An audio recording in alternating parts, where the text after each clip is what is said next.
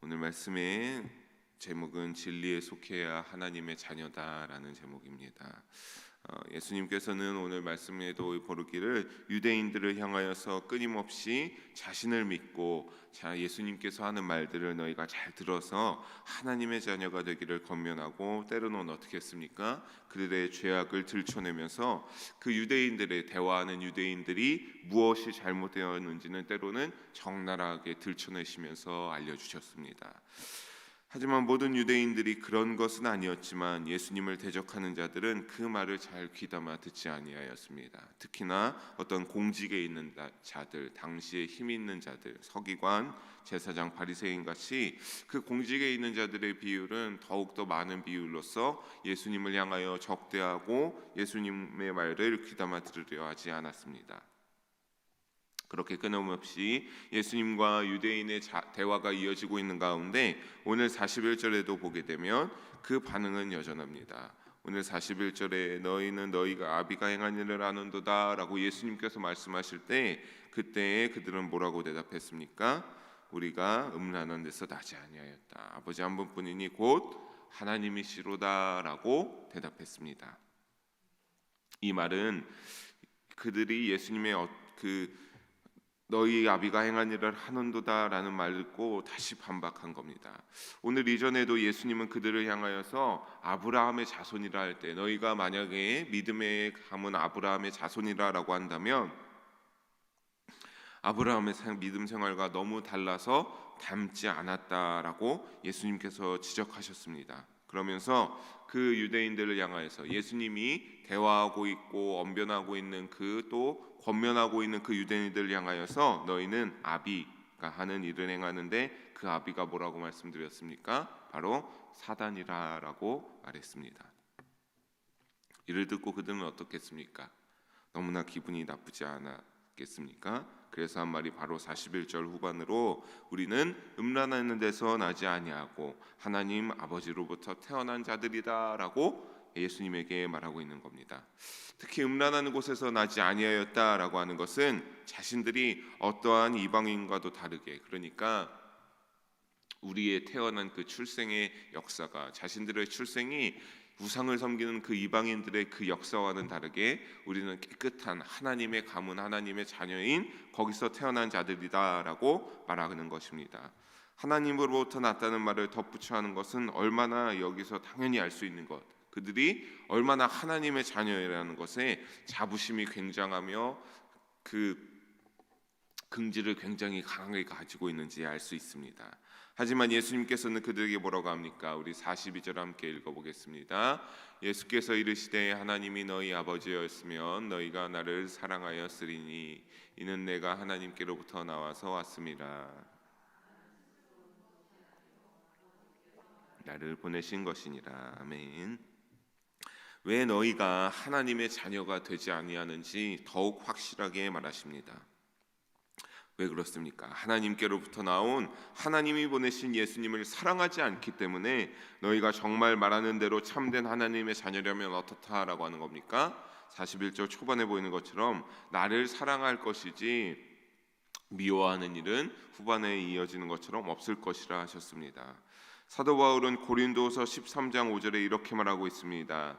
너희는 믿음 안에 있는가? 너희 자신을 시험하고 너희 자신을 확증하라. 예수 그리스도께서 너희 안에 계신 줄을 너희가 스스로 알지 못하느냐? 그렇지 않으면 너희는 버림받은 자니라 라고 말하고 있습니다. 뭡니까? 너희 안에 믿음이 있는가? 내 안에 믿음이 있는가? 내 안에 어떻게 하나님 예수 그리스도를 잘 하고 있는지 끊임없이 어떻게 알아? 내 자신을 시험하고 내가 그를 통하여서 점점 확증하라. 내가 그 내 자신을 시험함으로 내가 이렇게 처절하게 예수님을 믿고 있구나, 내 가운데 예수님을 향한 믿음이 있구나라고 하는 것을 너희가 끊임없이 너희 자신을 시험하고 그를 통해서 내일 점검함으로 확증하라라고 하는 겁니다. 만약에 너희가 그렇지 않으면, 그래서 너희가 그런 단계를 통해서 너희가 예수 그리스도가 너희 안에 있는 줄을 알지 못하고 그런 것에 대해서 믿지 아니한다라고 하면 너희는 어떤 자다? 버림받은 자다라고 말하고 있습니다.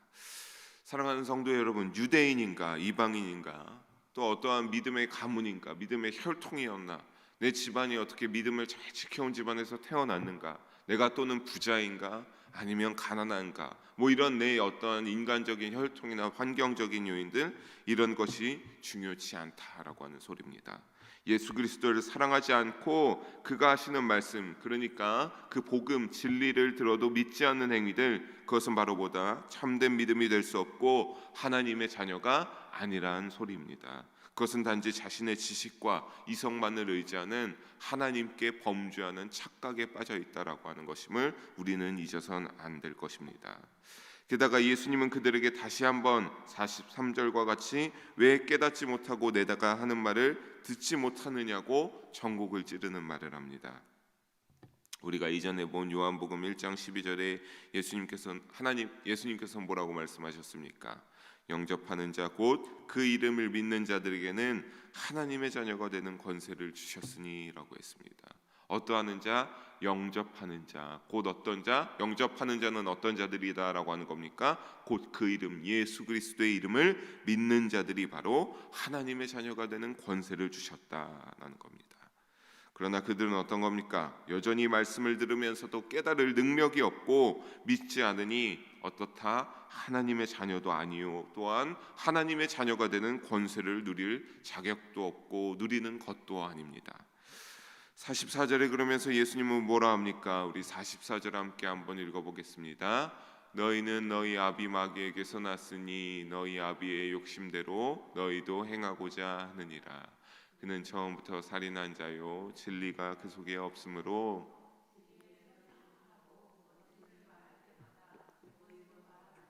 이는 그가 거짓말쟁이요 거짓의 아비가 되었습니다. 아멘.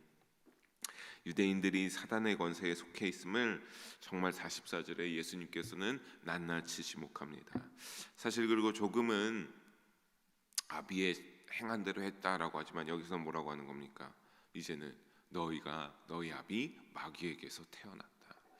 그렇게 참 자부심을 가지고 하나님의 자녀다, 우리는 하나님에 속한 그 아브라함의 가문 그 택한 자들이었다라고 하는 그들에게 아니다, 너희는 사단 마귀에게서 태어난 자들이다라고 예수님께서 말합니다. 참 얼마나 충격이었겠습니까? 하지만 그들의 진정한 잘못을 지적하고 그들의 죄악을 정확하게 이제 낱낱이 들춰내고 있는 겁니다. 유대인들은 하나님을 사랑하고 율법도 잘 알기에 하나님의 자녀의 엄청난 자부심과 긍지를 가지고 있다라고 하면서 결국 오늘 말씀과 같이 하나님에게서 온 예수 그리스도의 말씀을 깨달을 능력은 없었습니다. 왜 그렇습니까? 그들은 사단 마귀로부터 온 자들이었다라고 예수님께서 말하는 것처럼 그 이유가 바로 아비의 욕심대로, 즉 사단의 욕심대로 똑같이 행했기 때문입니다. 사단의 속성은 우리 오늘 앞에 화면에 보는 것 같이 44절 후반과 같이 어떠한 겁니까? 거짓의 영입니다. 사단은 거짓의 영입니다. 한 가지 예를 들 수 있는 것이 뭡니까? 창세기에 나오는 아담과 하와의 선악과 이야기 아니겠습니까? 아담과 하와가 선악과를 보고 있을 때 사단이 뱀을 통하여서 하와에게 하나님과 같이 될 수 있다라고 하는 그 거짓을 끼워서 결국에는 그것에 넘어가 선악과를 먹게 되고 아담도 선악과를 먹게 되고 결국 그들이 하나님의 말씀에 불순종하는 죄를 범하게 되어서 하나님과의 관계가 단절되고 에덴 동산에서 내침을 당하지 않았습니까?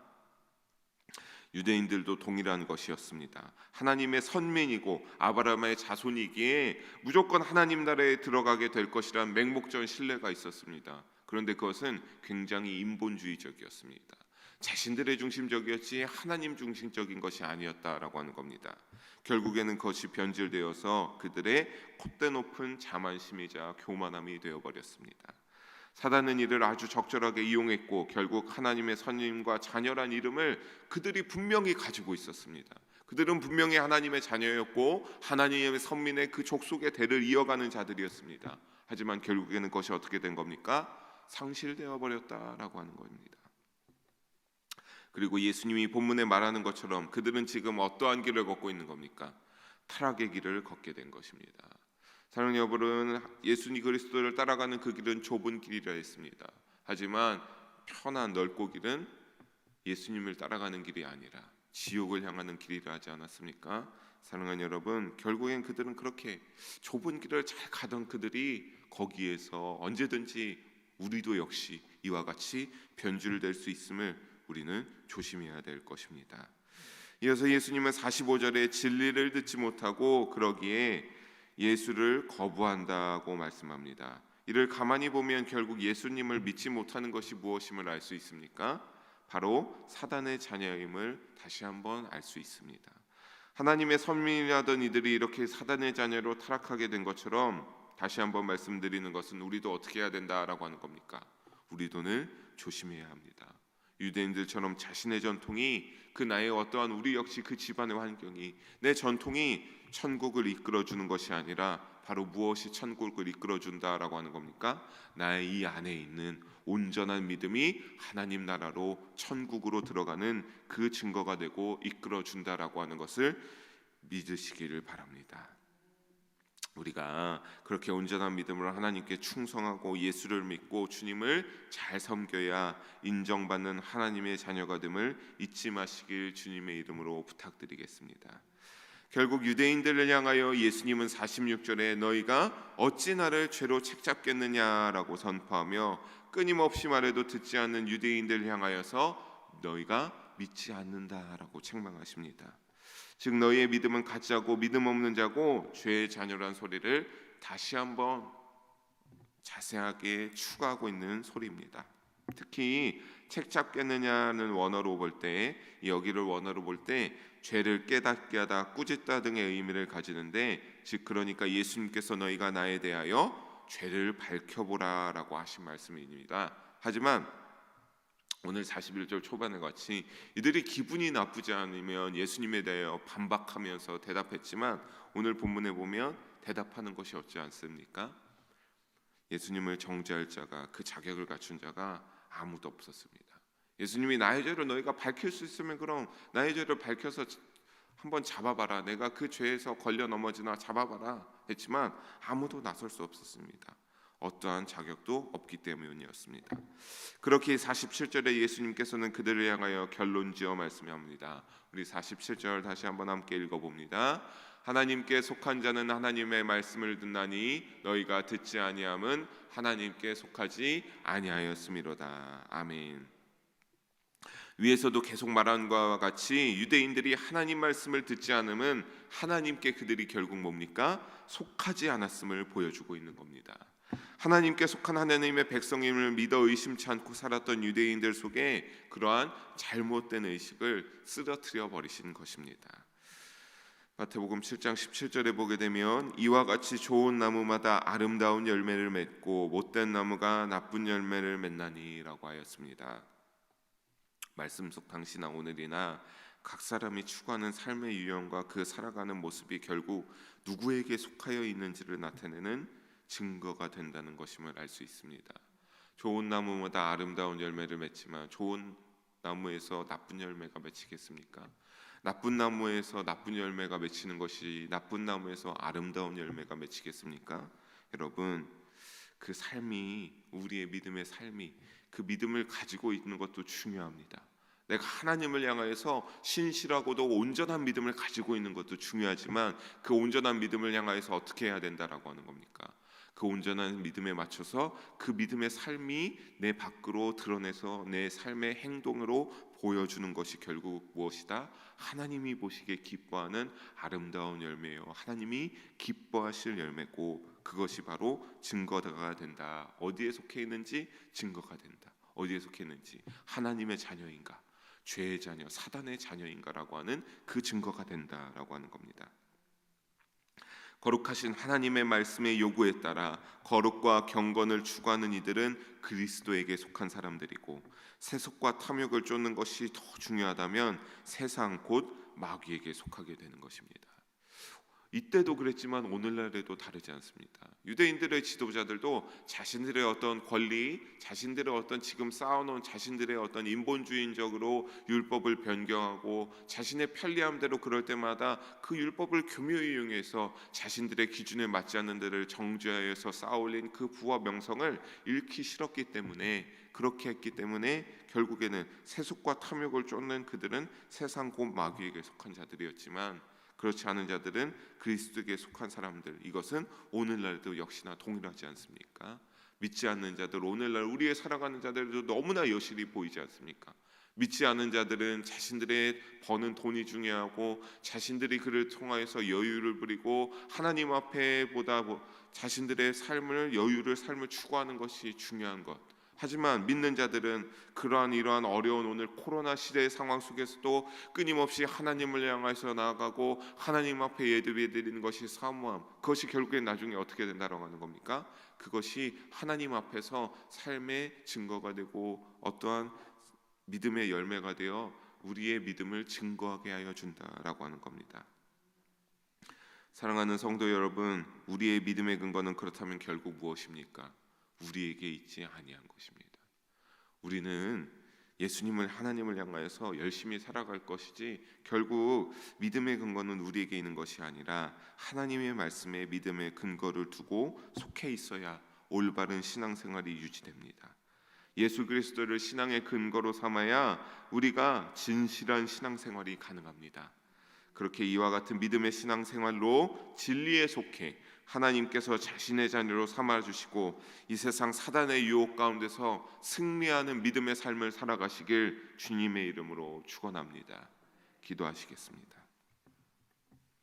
사랑의 하나님 아버지, 오늘도 귀한 말씀을 부족한 자를 통하여서 나누게 하심을 감사를 드립니다. 하나님 아버지, 오늘 말씀과 같이 우리가 사단의 속성에, 그 사단의 유혹에 넘어가지 않게 하여 주시옵소서. 아버지, 올바른 신앙생활을 위하여서 하나님의 말씀에 믿음의 근거를 줄 수 있게 하시고 예수 그리스도의 십자가와 그 보혈의 능력이 내 신앙의 근거가 되고 내 믿음의 전부가 되어서 진실하게 그것을 의지하며 신앙생활하며 살아가게 하여 주시옵소서. 그리고 통하여서 언젠가 하나님 앞에 서는 그날, 그것대로 치열하게 살아온 내 믿음의 삶이 예수 그리스도와 동행하기로 노력하고 치열하게 살았던 그 나의 노력들이 하나님 앞에 영혼의 때에 증거되게 하시고 하나님 나라에 들어가는 그러한 표적이 되게 하여 주시옵소서. 사랑이 많으신 예수님 이름으로 기도합니다. 아멘. 우리